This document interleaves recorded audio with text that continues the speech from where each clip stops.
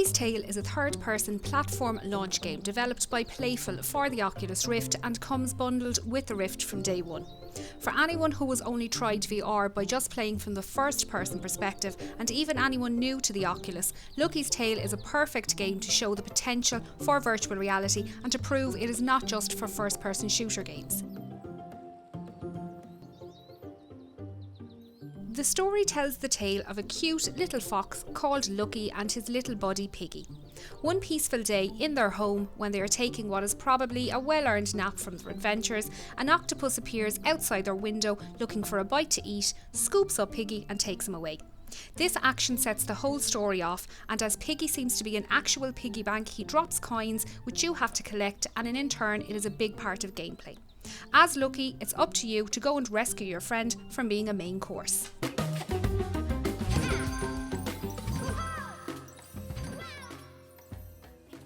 The game is sort of Mario 64 mashed up with Crash Bandicoot set in VR.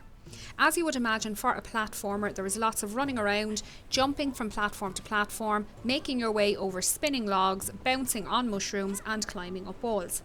Platformers have never been the sort of game I've gravitated to, but even for me, there was nothing that I hadn't seen before throughout the game. Level progression is rather easy too, and you never seem to get stuck in any area for too long. Most of the time you can just waltz through to the end of a level. There is no real challenge on any of the chapters, though the later ones do get a little bit trickier. However, at this stage you will have earned a lot of spare lives and you never get stuck for more than 2 or 3 tries.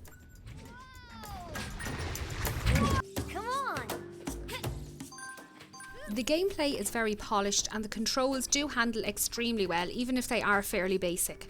The world is really colourful, full of life and well crafted.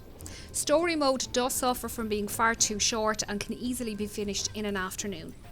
Playful do lock out chapters until you have collected enough paws to unlock the next round.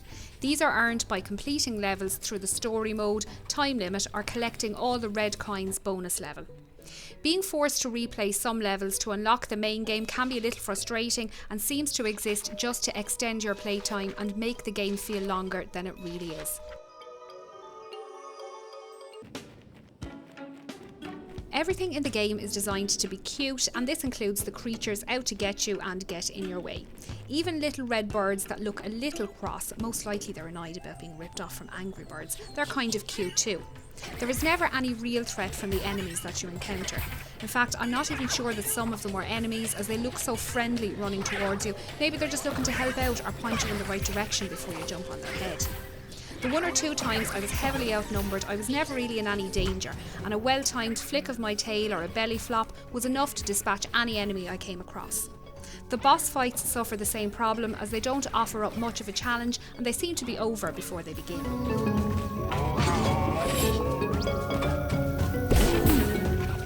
Playing this game in VR does bring you right into Lucky's world with him, and getting to look around with your head now being the camera works really well and is enjoyable. When you run around as Lucky, you collect coins, jewels, hearts and lives, and the 3D icons for these inside VR make it feel really satisfying to collect them, and it gives them a sense of real presence that is not felt in a non-VR game. This is the same for every piece of ground, platform and fauna. Sometimes you just want to look up and around to see what the next parts of the level will bring. You can find yourself looking around trees and bushes for extra coins, or even when Lucky is climbing up a wall, you tend to stretch up and look for a sign of possible danger for your furry little friend. The game never rushes the camera as it's following Lucky. Instead, it glides at a nice pace along with him, and this helps to never feel disorientated, even if Lucky is dashing through the time limit events. There is an issue that when you do look around and see a collectible you have missed and you need to scamper back to pick it up, the camera will be reversing back and you can't watch behind you and Lucky at the same time. This can end up with you running into an enemy or over a drop. The game does have a nice feature that as you do look around, coins and diamonds do appear as if you unlock them with your glare, although they are still in a translucent form. This gives you a little something extra to do and keeps you more involved in the game by having you looking around all the time. The bonus levels do offer a change of pace and work very well in VR as you play a small side-scrolling game underground.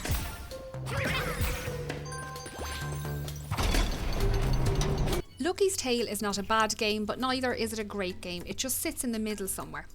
Playful have crafted both a bright, vibrant world and a lovable character in Lucky.